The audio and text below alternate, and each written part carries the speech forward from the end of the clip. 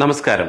കഴിഞ്ഞ ദിവസം മാതൃഭൂമി പത്രത്തില് ഒരു ന്യൂസ് വന്നിരുന്നു. 143 കോടി ജനങ്ങളുള്ള ഇന്ത്യയിൽ 100 കോടിക്ക് മേലെ ജനങ്ങളും സാമ്പത്തിക പ്രതിസന്ധിയിൽ എന്നാണ് കണക്കുകൾ സൂചിപ്പിക്കുന്നത്. അതായത് ഇവിടെ 50% ആളുകളും ഇന്ത്യയിൽ പൂർ ക്ലാസ് ആണെന്നാണ് അതിൽ പറയുന്നത്. 30% ആളുകളും മിഡിൽ ക്ലാസും 20% ആളുകളും ഹൈ ക്ലാസും. ഇവിടെ 10 വർഷത്തിന് ശേഷം 2 വിഭാഗം ജനങ്ങൾ മാത്രമാണ് ഇന്ത്യയിൽ അവശേഷിക്കുക എന്നുകൂടെ കണക്കുകൾ പറയുന്നുണ്ട്. അതായത് പുവർ ക്ലാസും ഹൈ ക്ലാസും. മിഡിൽ ക്ലാസ് എന്ന് പറയുന്ന ഒരു വിഭാഗം തുടച്ചു നീക്കപ്പെടും എന്ന് റിപ്പോർട്ടുകൾ സൂചിപ്പിക്കുന്നു. അതിൽ കാരണമായിട്ട് പറയുന്നത് 50% വരുന്ന പുവർ ക്ലാസിനെ സംരക്ഷിക്കാൻ ഗവൺമെന്റ് ഹോസ്പിറ്റലുകൾ, സ്കൂളുകൾ, റേഷൻ ഷോപ്പുകൾ, ക്ഷേമ പെൻഷനുകൾ, ഇത്തരം വിഭാഗങ്ങൾ ഇവരെ സംരക്ഷിക്കുമ്പോൾ 20% വരുന്ന ഹൈ ക്ലാസ്സിലെ അവർക്ക് ആവശ്യമുള്ള പണം അവര് കൈവശമുണ്ട് താരും. ബാക്കിയുള്ള 30% മിഡിൽ ക്ലാസിനെ സംരക്ഷിക്കാൻ ആരുണ്ട് ഇവിടെ?